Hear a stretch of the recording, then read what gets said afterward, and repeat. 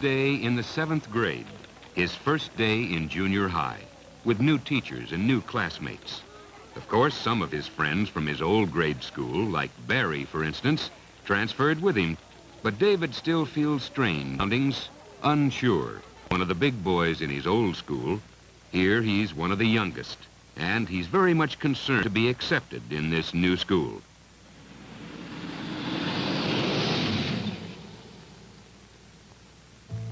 David's father spends a lot of time away from home because of his work. His brother, Eddie, is in the 4th grade in David's old school, and his mother has a job. It isn't often the family has a chance to spend much time together. That is one reason it's so important for David to find and to have friends. David befriends a boy in his class, Henry.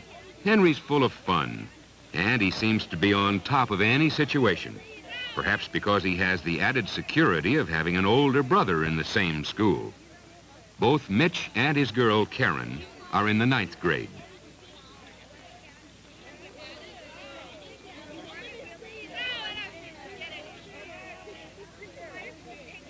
David and Henry hit it off real well, and they start to hang around together after school. Henry soon accepts David into his own group of friends and introduces him to one of their special activities, blowing pot. He wants him to try a little grass, too, but David has never turned on with anything before. And even though he's excited by the whole scene, he declines. But Henry puts the pressure on. Maybe David's not man enough to be part of his crowd after all, he scoffs. Maybe he'd rather go back to grade school, start over again in kindergarten. David's hurt, as Henry taunts him.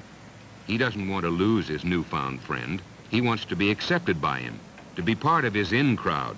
And for the first time, he tries marijuana.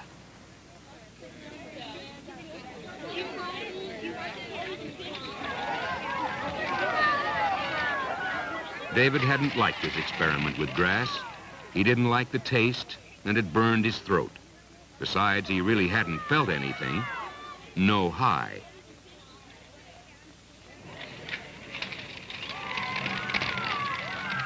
Henry had promised to turn him on to something else, something easy and sure.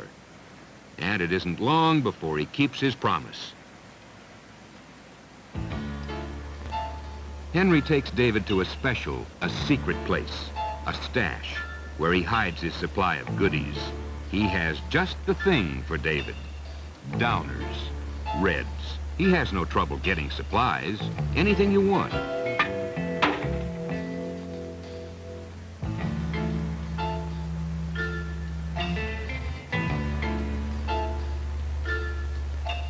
His brother, Mitch, is a dealer.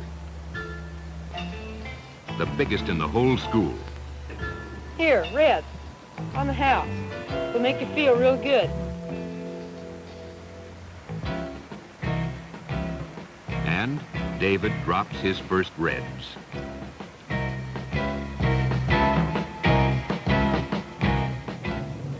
David liked the feeling he got from the Reds, but when he asked Henry for some more, he was told he had to see Mitch.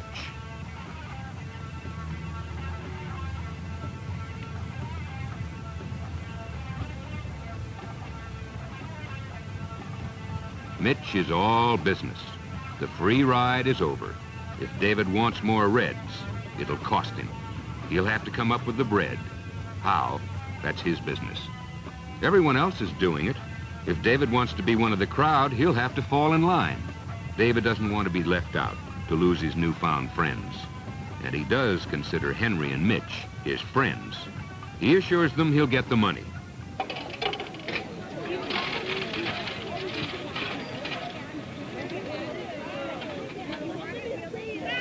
He saved his allowance, but it wasn't enough. He started to hoard the money his mother gave him for juice with his school lunch. And he went without.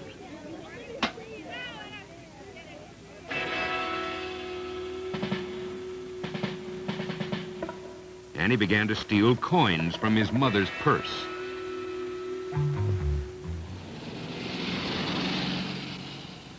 Pooling all the money he could lay his hands on, His allowance, his lunch money, and what he could pilfer, David soon has saved several dollars.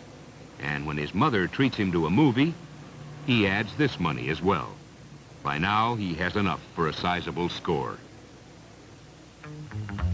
David's eager to see Mitch, and Henry agrees to take him to a place where his brother often hangs out with his friends to smoke pot or drop some pills. Turn on.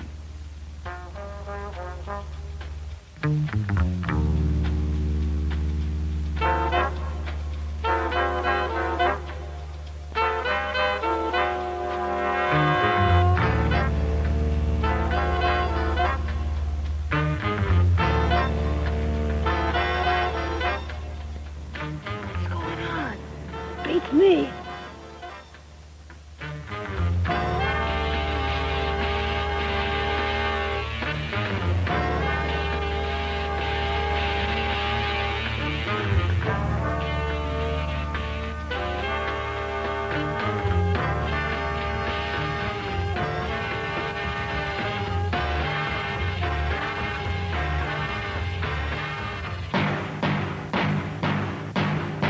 Karen.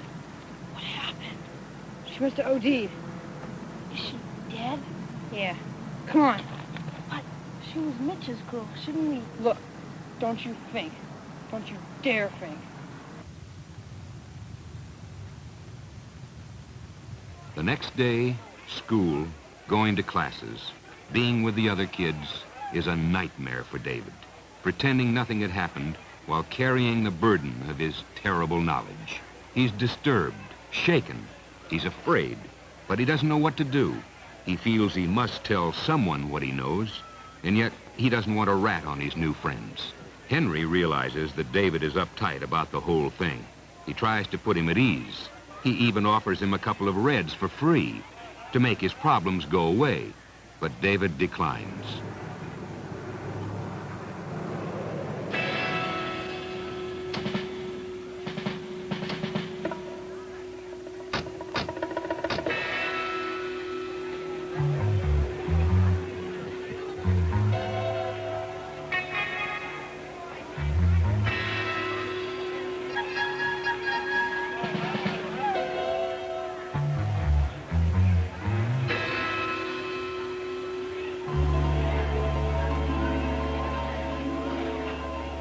Mitch has been arrested, busted. They're taking him away. Someone had talked. Someone told about Karen. She hadn't been able to get a big enough or quick enough high. She'd taken an overdose. Mitch had been supplying her. The thoughts are whirling around in David's head. Henry, Karen, Mitch. The realization of the grave consequences of getting mixed up with drugs and narcotics crowds in on him.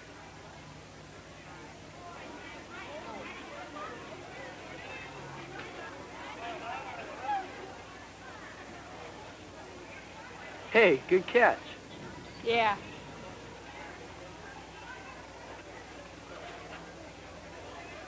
That's one way of getting it around. What? Narcotics information. Oh, Did you read it? no. Why not? You might learn something. Like what? Like what it's all about. How come you know so much about it? How? I was a user. No more. I quit before I got hooked for good. I found out the facts about drugs. It's right here. Let's take a walk. You know, to be a user or not to be a user is one of the most important decisions you'll ever have to make. And the decision is yours and yours alone. Isn't it worth getting at the truth before making it? Yeah, I guess so. Once you've turned on, you don't know anymore when you get really hooked. When it becomes impossible for you to stop. The best thing is never to start. Second best? Just smoking grass, that's no worse than cigarettes. Or taking a drink. That's supposed to be bad for you too. But people still do it. So why not pot? Oh, come on, don't give me that. You know better. Sure smoking's bad for you. Sure drinking too much can mess you up. Everybody knows that. But is that any reason to start on one more stupid hang-up, like smoking grass or turning on? What's so bad about pot? Okay, let's go over it together. Marijuana, Pot is a weed that grows wild in many parts of the world. It's an Indian hemp plant called cannabis sativa. All of it, the leaf, the stem, and the seeds, can be used for smoking. The effects on a smoker depends on the quality and the amount of pot smoked. Everyone reacts in a different way to it, and there's no telling how it will affect you. You lose touch with the real world. Your senses become distorted and you can't function normally. And your judgment of what you're doing becomes faulty, and that can be very dangerous. Pot may not be physically addictive, like the hard stuff, but you come to depend on it. After a while, you've just got to have it. In that way, it is like smoking cigarettes. Have you ever seen a heavy smoker trying to quit? Well, it's like that. Only more so. Much more so. And as for your drinking bit, blowing pot can make you act just as rattle-brained as if you were drunk. If you blow pot regularly, after a while you get a real I don't care attitude about everything. Just think what would happen if everyone had that kind of an attitude. There are times when every one of us has to depend on someone else. I'm sure you've had to. Suppose they had the I don't care attitude of a pot smoker when you needed them. Some scientists who have studied the effects of pot smoking say it's very bad for you. Others say it's not. But one thing they do agree on, it isn't good for you. We'll have to wait for more tests before we'll know just how bad it is. If you blow pot, you take a chance of blowing your whole future. What's the sense in doing that? But isn't it good for something? Negative, man. Marijuana has no medical use. Like pills do, for instance. Yeah, what about pills? Doctors give them to people. There can't be any harm in them. Depends. Not when they're prescribed by a doctor to help cure some illness. There's a big, fat difference between taking drugs on prescription to get well and taking them for kicks to get high. A doctor has had years of training. When he gives you a pill, he knows why you need it, he knows what and how much to give you, and he knows what it'll do to you. What do you think a dealer knows about things like that? His lack of knowledge may cost you. Pills and caps fall into two main categories: amphetamines, uppers, and barbiturates, downers. Uppers are stimulants that directly affect your central nervous system, your brain and spinal cord. They come in many shapes and colors with slang names such as bennies, dexies, and hearts. Often they're bought on the street, rolled in tinfoil. One of the most dangerous, methadone, also called meth or speed, comes in both tablet and powder form. It's very, very true that speed kills. It has, many times. Under a doctor's care, amphetamines and barbiturates are used to treat various medical problems. But taken for kicks, it's another story. Unchecked abuse may lead to dependency, even addiction. The user becomes confused, aggressive, irrational, and reckless. In bad cases, it may even lead to a serious mental disorder. Barbiturates, downers, are depressants, the opposite of uppers, and even more dangerous. One of the most dangerous is Seconal, Reds. There are many downers on the market with slang names such as Reds, Yellows, Pink Ladies, Blue Heavens, and Rainbows. Downers are addictive. You have to have more and more of the drug because your body gets used to it, until you may well take an overdose, OD. More people died from downer ODs in the United States one year than were killed by guns. Sure, popping pills may feel great, at the moment, but in the end it'll destroy you. A dealer will try to get you hooked on something that'll make you come back to him, like Reds. He'll tell you that you'll get a bigger high from stronger stuff. LSD, even heroin. It becomes easier to go on to the next step all the time. LSD is a very powerful and very destructive hallucinogen. It comes in tablet or powder form, or as a liquid, and it is most often taken by mouth, perhaps over a sugar cube. The effect on the mind is frightening, completely unpredictable. The trip can be the hope for heaven, or it can be a hell of horrors from which you may never return. A lot of young people have become permanently deranged through a single terrifying trip, or have destroyed themselves while freaking out. Neither LSD nor heroin has any real medical uses. Heroin addiction is the end of the road for the user. The way back is almost impossible. Withdrawal from the narcotic is extremely dangerous and painful. A heroin high may put you 6 feet under. And think about this. Nearly every heroin addict began by blowing pot. And every last one of them never thought that he'd go on to the hard stuff. That's something that happens to the other guy. And here's something else to consider. From pot to heroin, it's against the law to possess it, to sell it, to give it away, even to be in a place where illegal drugs or narcotics are being used. You can be arrested, get yourself a police record that may hurt you all your life, and it's just plain stupid to blame the police officer, like some heads do. He's only doing the job that we, the people, have hired him to do, upholding the laws that protect us all. It makes a lot more sense to help him. How? Well, you may feel that you don't want to tell on your friends, but maybe that kind of loyalty is misplaced. The fact is, the dealer who wants to turn you on is not your friend. He'll abandon you at once if there's trouble. Drug friendships are not real friendships. Who's really your friend? The one who wants to get you on self-destructive drugs? Who's eager to mess up your life? Or the one who wants to steer you clear of them? To point out the very real dangers to you, honestly. Using narcotics or abusing drugs is nothing but a cop-out from life, an escape from having to face up to everyday problems. Everyone has hang-ups and problems. Growing up means learning to cope with them. They don't go away by themselves, and drugs only make them worse. By using them, we only deny ourselves the ability to become mature and responsible, and to have a chance of real happiness. Drug addicts on the average live 20 to 25 years less than they would if they didn't pollute their bodies and minds with narcotics. We all know how the earth is being polluted. You don't believe in pollution, do you? Polluting the water and the soil and the air? Of course not. You want it stopped? Sure. What are you doing about it? You kidding? What can I do? Well, for one thing, one very important thing, you can decide not to pollute your own body. The pollution that's being blown into the atmosphere every day, fouling the air we breathe, is no different from the pollution you draw into your lungs when you smoke pot. The sewage being dropped into the water, polluting and poisoning it, is really no different than the drugs you put into your body when you drop pills or acid. If you had an aquarium with beautiful fish in it, you wouldn't pour poison into it, would you? Then why put poison into your own body? You never really know what's in the drugs or narcotics you get.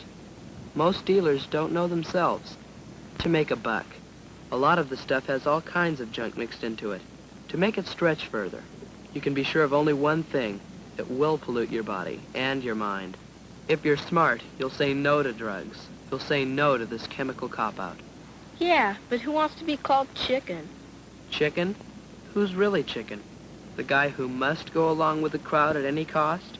Or the guy who has the guts to take a stand for what he knows is right, even if it's not the popular thing to do? It takes courage to say no, to tell the guy who wants to turn you on, to mess you up, that you don't need a chemical crutch. Saying yes only leads to suffering and unhappiness for you and for everyone who loves you. Don't gamble with your life. It's the only one you've got. Take it from me. I had to learn it all, the hard way. Don't put yourself in a chemical cage. It's up to you. The decision is yours, and yours alone. Think about it, man. Think about it. David is impressed. He has been given a lot to think about. He's promised his mother to pick up his brother Eddie at the grade school, his old school. But when he gets there, he doesn't see him around.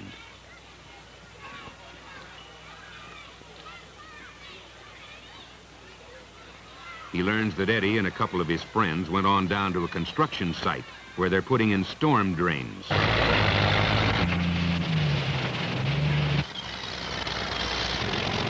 David goes down to get him.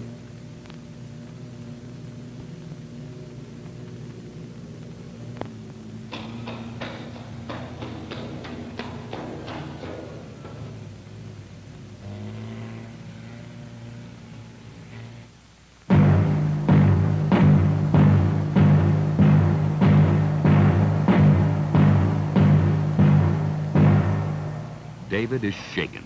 Not Eddie, not his little brother. This could be the start, sniffing. whether just as dangerous. It can even kill. David has to tell his brother. Drugs and narcotics not only turn you on, they don't pollute your body and your mind. It's your decision. Just remember, there are 1,000 reasons why users end up losers.